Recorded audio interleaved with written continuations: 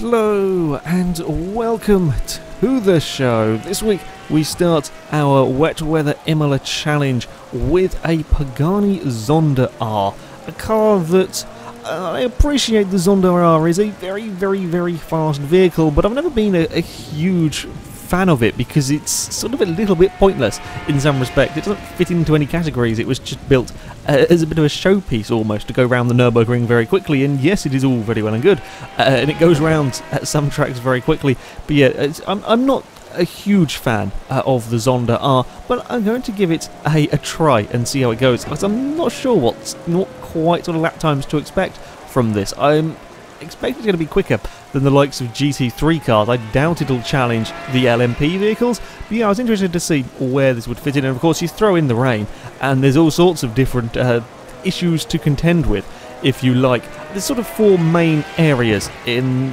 where the rain makes things a lot trickier. The first of all is braking, and braking is a big thing around this track, certainly when you've got to deal with some of the hills and so on. The braking is very important, and that's where the Zonda struggles. I was going to say fall apart, not quite. It does struggle under braking for whatever reason.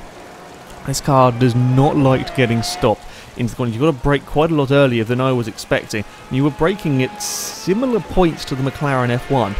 It was a little bit later under brakes, but it wasn't by a huge amount, and the F1 is a road car, and this is a full-on race car. You were struggling a little bit to get the Zonda stopped, as you see here. I was a little braver on the brakes into the first section, and it just wouldn't quite stop in time. I then got a tiny little bit of a slide on and had to climb across the curb and across the grass to get out of a little bit of trouble. The other issues, or the other areas you got to focus on, are the traction out of the corners. Now this is not too bad at Imola. There aren't too many really tight hairpins. I mean, this one here, you're still looking at about 45-50 miles an hour around that hairpin. It's not a terrible corner for traction, and I have to say the Zonda was pretty good. I was impressed with the way this car, you could put the power down in this vehicle quite nicely. And let's not forget, the Zonda has an awful lot of power, 733 horsepower. That is almost as much as the Sauber Mercedes we had last week. That's a hell of a lot of power going through the rear wheels of this vehicle, and it does a good job. It does a decent job of putting this power down onto the road and being able to use the power, which is always nice, and certainly a very important factor for dealing with the rain. Another thing that you've got to be certainly very careful with on Imola in particular is the elevation changes and the bumps. There are a lot of them around here. This is one of the scarier parts of the track. You're flat out through this corner, there is a bump, and then there is a braking zone into these next couple of turns. Getting it stopped for that corner is always a scary one, because first of all the Zonda struggles a little under braking. It's the sort of the bumps. If you go on the brakes a little bit too early and you're braking as you go over the bumps and you're trying to ask too much of the car, it's very easy to spin. I had a few offs there with various vehicles. Also the flat out corner, if you brush the curb on the inside, it'll bump the car around. That will create some more issues for you. And the other thing, of course, is actual cornering grip. How much speed can you take through the turns? The Zonda was pretty good with that, I have to say. It was pretty good at carrying speed through the corners. Once you got the car slowed down, you could carry a decent amount of speed through the corners. It had decent traction through the slightly higher speed sections, such as here. I wasn't fearing that the car was suddenly going to go all oversteery. I may have pushed it a little bit too hard this time around, but the Zonda wasn't too hard to drive, provided you were careful on the brakes. Our next vehicle is the McLaren P1. I ran the F1 last week, and it was a really very good time for a road car, and people wanted to see how the P1 would compare. I'm going to be honest, I am not a particular fan of the P1. I'm not a particular fan of the LaFerrari or the Porsche either, to be honest. None of them three cars particularly excite me. I appreciate they are very quick, but I don't know, they don't really interest me as much as, let's say, the McLaren F1. So yeah, it'd be interesting to see how it compares. And again, the big issue I had with the P1 was stopping the damn thing. Trying to get this car slowed down, certainly for that first corner, was really rather tricky. Again, not 100% sure why. I'm thinking one reason it may be a little bit more difficult. This is a heavier car. I was surprised how much this thing weighs, 3,200 pounds. That's quite a lot more than the McLaren F1. It's just, yeah, getting it slowed down. And you saw there, I had a small lock-up that time round as I was trying to push the car as hard as I dare. At the back end, just started getting away from me under braking.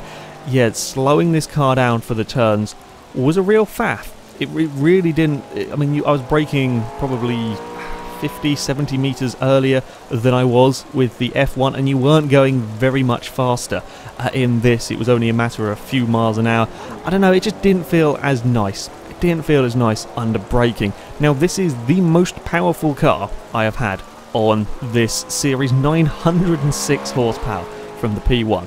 That is a hell of a lot of power going through the rear wheels, and I think the slight extra weight may help with the traction front, because it certainly wasn't any trickier to put the power down than it was in the F1.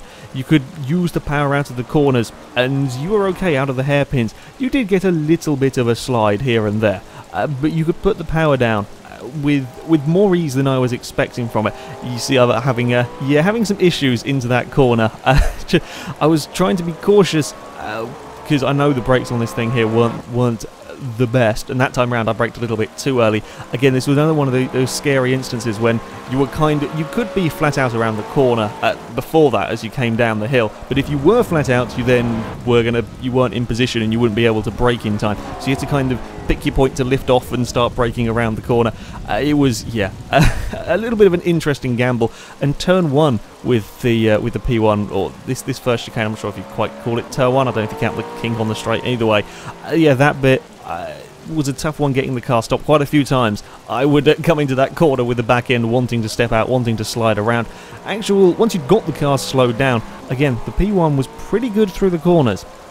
It had a decent amount of grip through these turns, was carrying a decent amount of speed. Yeah, there was just the occasional slide on the exit of this corner. The only place that I was really having any oversteer problems with the McLaren. Everywhere else, it was very well behaved, and we didn't have any problems with the crests and so on. They didn't cause problems for the P1, which was all very nice.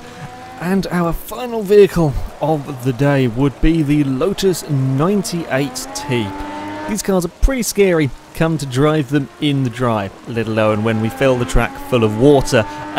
Yeah, I was expecting a tough challenge with this car, and I certainly got one. Now, power-wise, we are slightly less horsepower than the McLaren P1, 900, only 6 horsepower less though. That is a lot of horsepower in a car when you consider this thing weighs 1,300 pounds, almost 2,000 pounds lighter than the P1.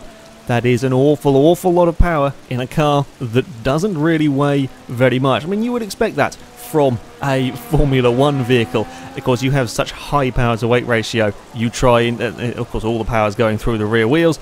You try and drive this on a track that is covered in water, and things are very, very scary. Now, the first thing you will notice when you drive this car, the brakes, even in the rain, are very good. I may have had a small lock-up, and yeah, sort of ended up going into the hairpin sideways, almost all out of control. Fortunately, I was going so slow that I didn't bump a wall. Yes, you can, of course, still lock the wheels up if you get things a little bit wrong. It wasn't as big a problem as I perhaps expected from the Lotus. It was something that I could certainly deal with. I didn't have anywhere near as many lockups with this car as I have had with other vehicles around here. Yeah, when you're really pushing it, of course, you can make mistakes at least, but it wasn't noticeably difficult. You could brake so late with this car. You really could. I mean, this corner we're coming up to here, it's flat out around the turn, wait till after the bump and then jump on the brakes with the Lotus. In fact, even this time around I was a little bit early on the brakes. No other car can brake that late into that turn in the rain. They just can't do it, whereas you can get away with doing that in the Lotus. And then you had the corner grip to get around the turn. You could carry the speed through the turns with this car like nothing else can. And again, you kind of expect that from a Formula 1 car to a point. I was perhaps not quite expecting as much grip when it was pouring with this much rain, but no, the Lotus was very, very good.